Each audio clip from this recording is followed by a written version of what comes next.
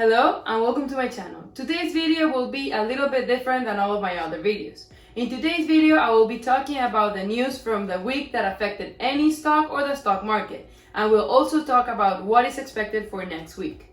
I'm Adriana Gorrin and hope you're having a fantastic day. Don't forget to subscribe, smash the like button for the YouTube algorithm, and follow me on my Instagram. The first thing I want to talk about is how the virus situation has affected the market and the US economy as a whole. Millions of Americans have already lost their jobs due to the virus crisis. And the worst thing is that this isn't over yet, and we don't know when this will end since it's just continue expanding. For example, economists at the Fed St. Louis district project total employment reduction of 47 million people, which translates to 32.1% unemployment rate, according to a recent analysis of how bad things could get. So we have to take into consideration that this could be the worst unemployment rate in history. As you can see here, since 2002 until now, the worst one was in 2010 with 9.6%. So basically, analysts are expecting this unemployment crisis to be 3 times worse than the Great Recession in 2009. The worst unemployment rate ever was during the Great Depression in 1933, with 24.9%. And it's okay to think that this could be worse than ever, since during the Great Recession, you could go out shopping, go and eat on a restaurant, and people with money were able to open new businesses. Now, with this crisis, no one can go out, go to any restaurant, shopping center, and basically everything is closed or just serving for delivery and takeout. But obviously, we have to stay calm because sooner or later this will end and everyone will be able to go back to work.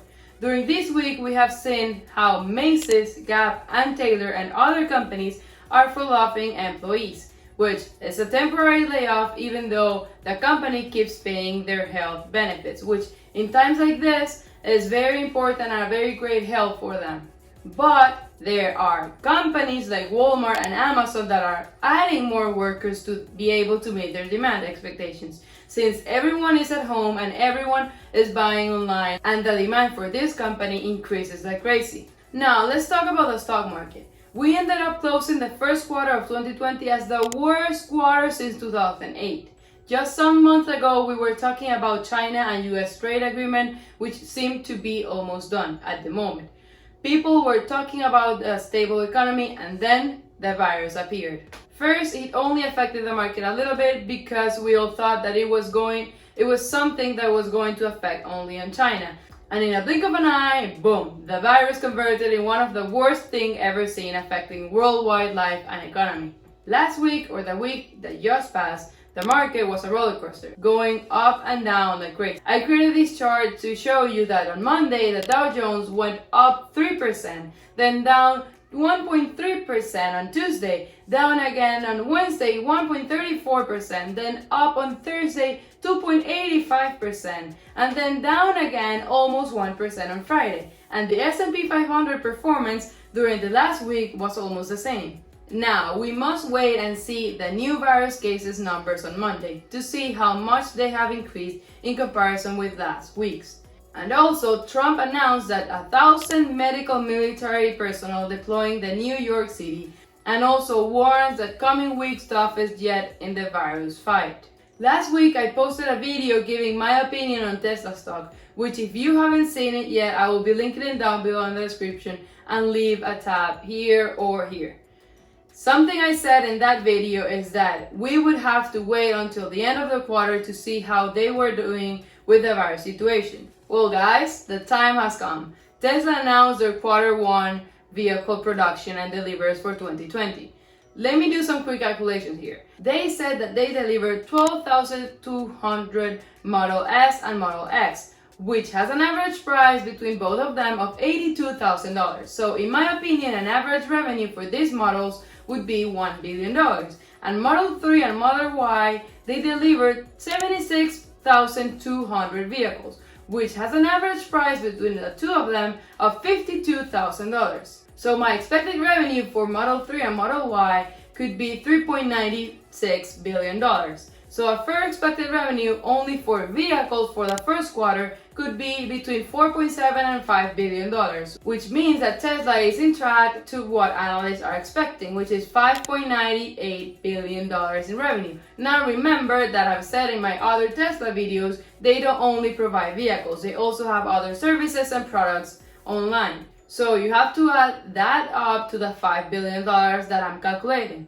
Right now, I believe that the stock has a bright future and I expect the company to achieve their expected deliveries for this year. Now, what to expect for the next week?